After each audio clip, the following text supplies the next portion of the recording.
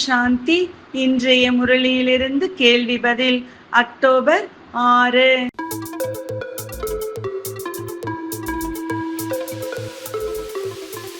எதில் தான் ஆகி மற்றவர்களுக்கு கூற வேண்டும்?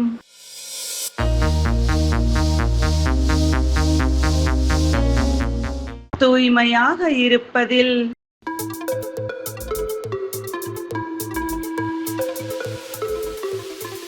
பிரிவினை இல்லாத அத்வைத ராஜ்யம் என்று சத்யுகத்தை ஏன் கூறப்படுகிறது?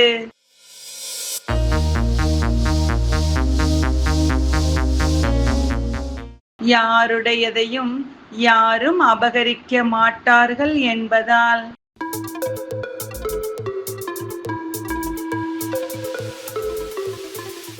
எப்போது முழு பாரதத்தை சொர்க்கம் என்று கூறினார்கள்?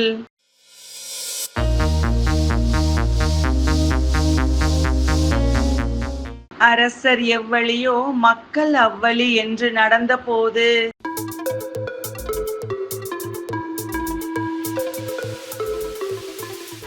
கலியுக கர்ம பந்தனங்களை ஏன் துண்டிக்க வேண்டும்?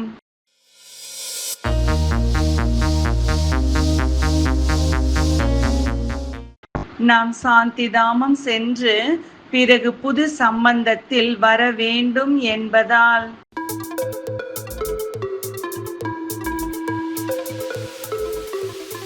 ஈஸ்வரன் குழந்தைகளை சந்திக்க கூடிய அழகான தருணத்தில் இருவரும் பேசுவது என்ன?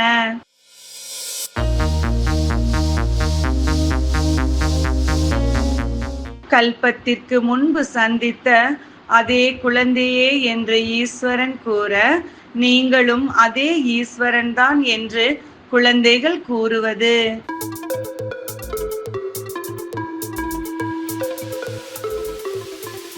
அஞ்ஞானிகளுக்கும் ஞானிகளுக்கும் உள்ள வேறுபாடு என்ன?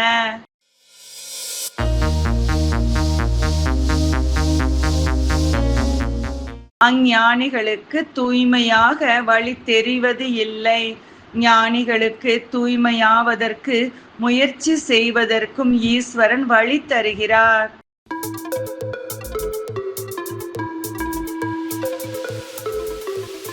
ஒரு கணம் மானுடல், ஒரு கணம் ஒளி உடல். இவ்வாறு மாறு வேடக்காரனாகும் போது அனைத்து சொரூபங்களின் சுகத்தை அனுபவம் செய்ய முடியும். சரியா தவறா?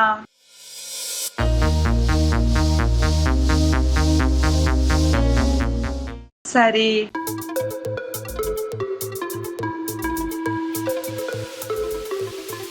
இன்றைய முரளியில் முக்கியமாக என்ன கூறப்பட்டுள்ளது?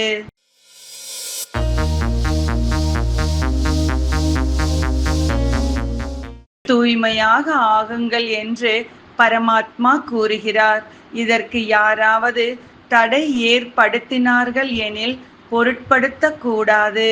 நன்றி. ஓம் சாந்தி.